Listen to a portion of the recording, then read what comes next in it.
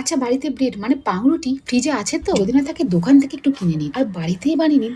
এইরকম healthy, tasty আর খেতে হবে দোকানের থেকেও মারাত্মক। তাছাড়া তোমরা দেখো ওর মুখটা, প্রথম কামড়েই বোঝা যাবে স্বাদটা কতটা সুন্দর। এতে যে অনেক কিছু জিনিস দিয়েছি তা কিন্তু নয়, এমনকি পেঁয়াজও নয়। প্রথমে কড়াতে অল্প একটু সাদা তেল দিয়ে টমেটো আর ক্যাপসিকামের মধ্যে অল্প একটু লঙ্কা গুঁড়ো দিয়ে হাই ফ্লেমে অল্প একটু নাড়াচাড়া করে নিয়েছিলাম। এরপর একটু ধনে পাতা, কাঁচা লঙ্কা, রসুন দিয়ে মিক্সিতে একটা পেস্ট করে নিয়ে অল্প একটু নুন আর মেয়োনিজ দিয়ে, আর এই পেস্টটাই স্যান্ডউইচটাকে দ্বিগুণ টেস্টি বানিয়ে দেবে। এবার একটা বাটির মধ্যে অল্প একটু আলু সেদ্ধ, নুন, আগে থেকে সিদ্ধ করে রাখা কর্ন, ধনে পাতা আর অল্প একটু মরিচ গুঁড়ো দিয়ে আলুটাকে মেখে নিয়েছিলাম। এই স্যান্ডউইচটা খেতেও যেমন সুন্দর, একটা খেলে অনেকক্ষণ পর্যন্ত পেট ভার থাকে। এবার এইরকম একটা শেপ দিয়ে এপিট ওপিট দুদিকেই ময়দার গুঁড়ো দিয়ে মাখিয়ে নিয়ে হাত দিয়ে এটাকে একটু এইরকম গোল গোল করে নেবো। এবার একটা ননস্টিকের কড়া বসিয়ে ওর মধ্যে অল্প একটু বাটার দিয়ে চারিদিকটা মাখিয়ে নিয়ে ওই আলুর টিক্কিগুলোকে মিডিয়াম ফ্লেমে এপিট ওপিট করে একটু ভেজে নিয়েছিলাম। ময়দাটা দেবার একই কারণ একটু ক্রিস্পি হয় আর ভেতরে আলুটা বেশ নরম থাকে। একটা পিঠ লাল লাল করে ভালো করে ভাজা হয়ে গেলে আস্তে করে উল্টো দিয়ে অন্য পিঠটা অল্প একটু বাটার দিয়ে একটু লাল লাল করে ভেজে নিয়েছিলাম। এই স্যান্ডউইচটা করতে খুব যে বেশি সময় লাগে তাও নয়, হাতে মাত্র 5 থেকে 10 মিনিট সময় থাকলে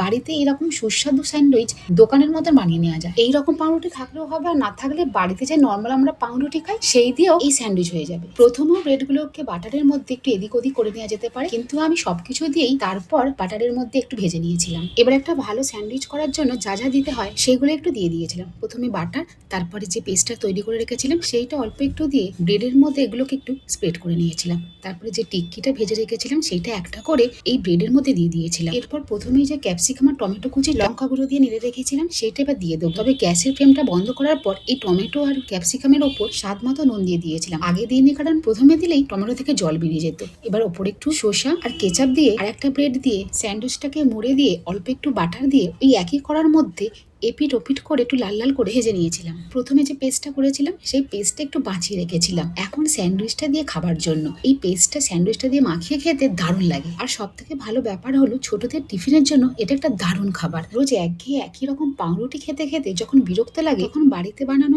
এইরকম একটা স্যান্ডউইচ ছোটদের তো ভালো লাগবেই, আর যারা বড় তাদেরও কিন্তু খারাপ লাগবে না। হাতে মাত্র 5 থেকে 7 মিনিট সময় থাকলে বাড়িতে থাকা সামান্য কিছু জিনিস দিয়ে বাড়িতেই বানিয়ে নিন এইরকম স্বাদের এক দুর্দান্ত স্যান্ডউইচ।